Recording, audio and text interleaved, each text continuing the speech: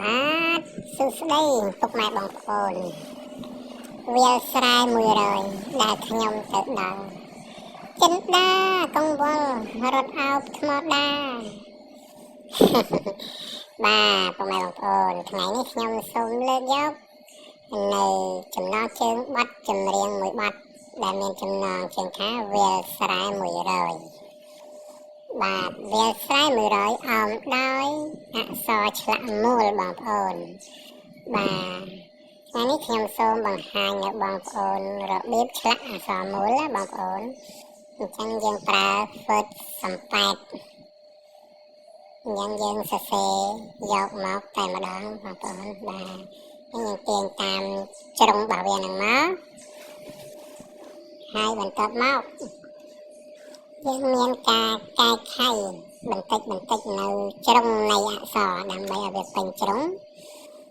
បាទនេះបាទយើងថែមបន្តិចយ៉ាងណាព្រោះថាយើងឆ្លាក់នឹងដៃវាពុំបានស្អាត 100% ទេបាទមានតែយើងថែមបន្តិចដើម្បីឲ្យអក្សរយើងទន់រស់រវើកបាទនេះដូចជាអក្សរឡនេះបាទសូមអធិស្ឋានដែរបងប្អូនដោយសារហ្វឺតនេះវាបែកទឹកហើយរួមនឹងกระดาษសិភៅយើងវាមិនសូវជាល្អទេអញ្ចឹងវារៀងបែកទឹកបតាប៉ុន្តែមិនជាអ្វីទេខ្ញុំបាទនឹងបង្ហាញប្រាប់បងប្អូនរបៀបឆ្លាក់ងាយៗដើម្បីឲ្យបងប្អូនឆាប់ចេះនិងសរសេរបានល្អបាទនេះបងប្អូនយើងក៏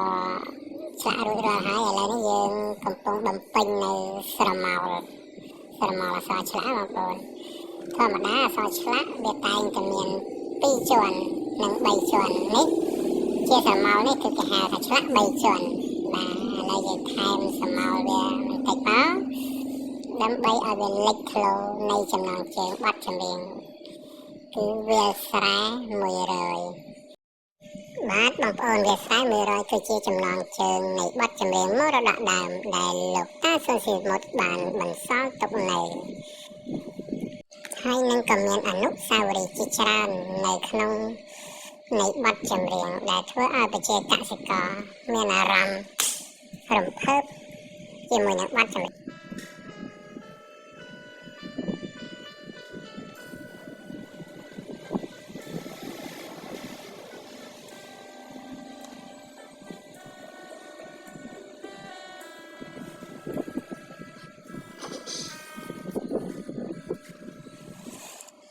កាលបងនាំស្រីជីងរានរៃកែវកាត់វាលព្រៃជ្រៅភ្នំស្រែ100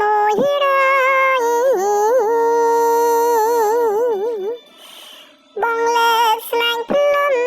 ប្រគំឆ្លងឆ្ងាយស្រីតូចអូនណាកេងកាយផ្លូវបង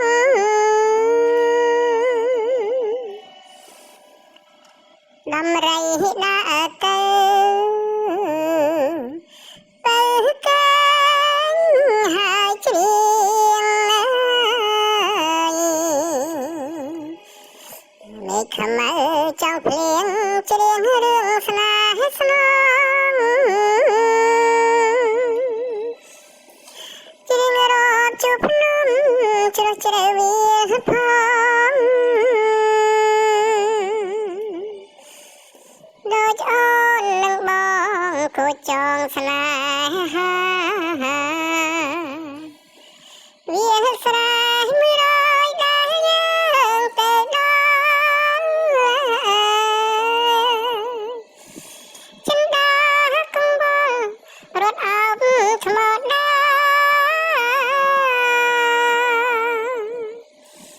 អប្សរចា